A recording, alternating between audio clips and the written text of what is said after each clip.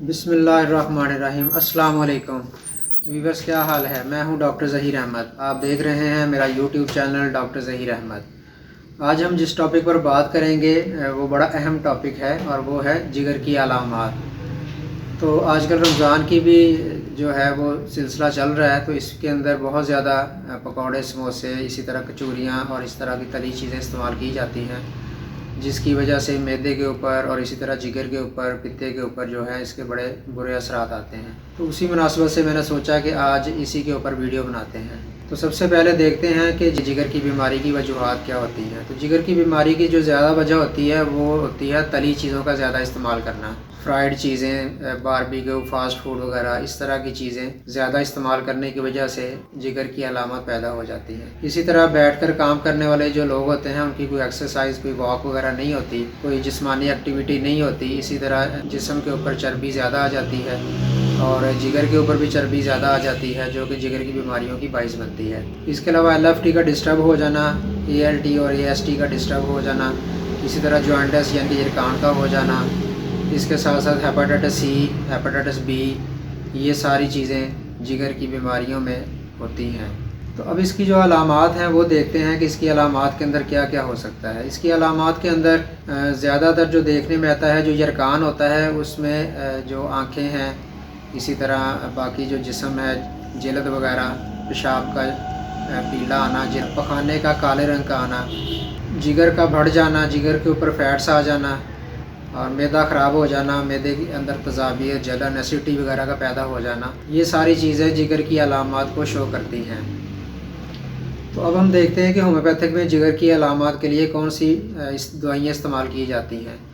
تو یہ جو دوائیاں میں آپ کو ناظرین اس ویڈیو میں بتاؤں گا، یہ ہومیوپیتھک میں جگر کے لیے بڑی بہترین دوائیاں ہیں اور آپ ان کو استعمال کروائیں اور کریں، انشاءاللہ تعالیٰ اس سے جگر کی کوئی بھی علامت ہوگی تو وہ صحیح ہو جائے گی۔ سب سے پہلے ہم جو اس دوائی کا ذکر کریں گے وہ ہے چیلیڈونیم۔ چیلیڈونیم مدر ٹنکچر کے اندر استعمال کی جاتی ہے۔ اس کے 10 قطرے صبح، 10 قطرے دوپہر، 10 قطرے شام آدھے کپ پانی میں ڈال کر پیے جاتے ہیں۔ چیلیڈونیم جگر کی کوئی بھی علامات ہو اس کے لیے بہترین کام کرتی ہے، مثلا یرکان کا ہو جانا، اسی طرح جگر کے جو LFT، ALT اور AST وغیرہ کا ڈسٹرب ہو جانا، یہ ساری چیزوں میں چیلیڈونیم مدر ٹنکچر کچھ عرصہ ریگولر استعمال کروائیں، انشاءاللہ تعالیٰ جگر کی بیماری اور جگر کی علامات ٹھیک ہو جائیں گی۔ ناظرین، دوسری جو ہماری دوائی ہے وہ ہے کارڈس مار۔ کارڈس مار بھی مدر ٹنکچر کے اندر استعمال کی جاتی ہے۔ اس کے بھی 10 قطرے صبح، 10 قطرے دوپہر، 10 قطرے شام، تین ٹائم آدھے کپ پانی میں ڈال کر استعمال کیے جاتے ہیں۔ کارڈس مار کے جو مریض ہے اس کے اندر جو علامات پائی جاتی ہیں وہ یہ ہے کہ ایک تو جگر فیٹی ہو جاتا ہے، اسی طرح جگر بڑھ جاتا ہے، پخانہ یا قبض یا لوز موشن یہ آلٹرنیٹ ہوتے ہیں، یعنی کہ مریض کو کبھی پخانے آنے شروع ہو جاتے ہیں اور کبھی اس کو قبض کی صورت اختیار کر جاتے ہیں۔ تو ایسے مریض کو کارڈس مار مدر ٹنکچر کے اندر 10 قطرے صبح، 10 قطرے دوپہر، 10 قطرے شام کچھ عرصہ استعمال کروائیں، انشاءاللہ آپ دیکھیں گے کہ ان کی یہ ساری علامات ٹھیک ہو جائیں گی۔ اس کے بعد ناظرین ہماری اگلی دوائی ہے نیٹرم سلف۔ نیٹرم سلف بایو کیمک کی دوائی ہے اور یہ جگر کی علامات کے اندر بہترین دوائی ہے۔ اس کو آپ باقی دوائیوں کے ساتھ 4 گولیاں صبح، 4 گولیاں دوپہر، 4 گولیاں شام کچھ عرصہ استعمال کروائیں، تو انشاءاللہ تعالیٰ آپ دیکھیں گے کہ باقی دوائیوں کے ساتھ ساتھ نیٹرم سلف بھی جگر کی علامات کے اندر بہترین کام کرتی ہے۔ اس کے بعد ناظرین ہماری اگلی دوائی ہے ہائیڈراسٹس۔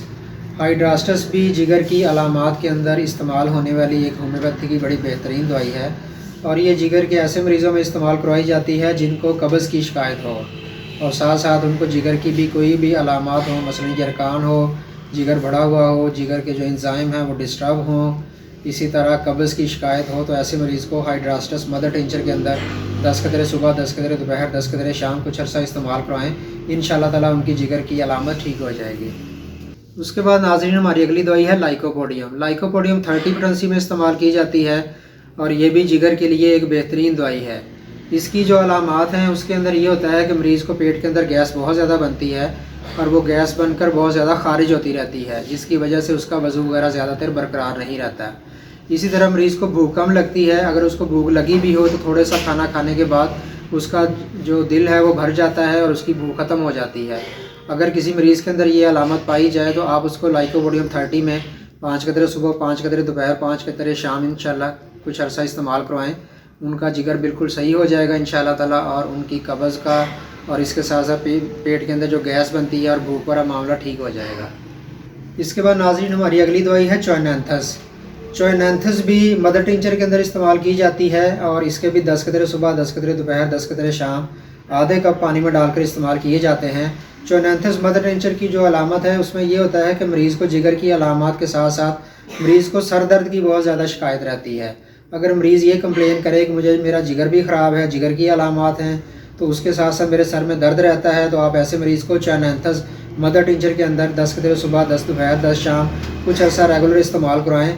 इंशाल्लाह ताला आप देखेंगे कि उनका जिगर का मसला मुकम्मल तौर पर ठीक हो जाएगा। इसके बाद नाज़रीन हमारी अगली दवाई है मायरीका।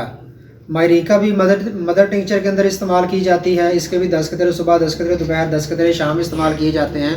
और मायरीका यरकान के ऐसे मरीज़ों को इस्तेमाल करवाई जाती है जिनको यरकान के साथ साथ एक तो उनके जिस्म में दर्द हो और दूसरा ये है कि उनको रात को नींद सही ना आती हो। अगर किसी मरीज़ के अंदर ये अलामत पाई जाए तो आप उनको मायरीका मदर टिंचर के अंदर दिन में 3 मरतबा 10-10 कतरे इस्तेमाल करवाएँ।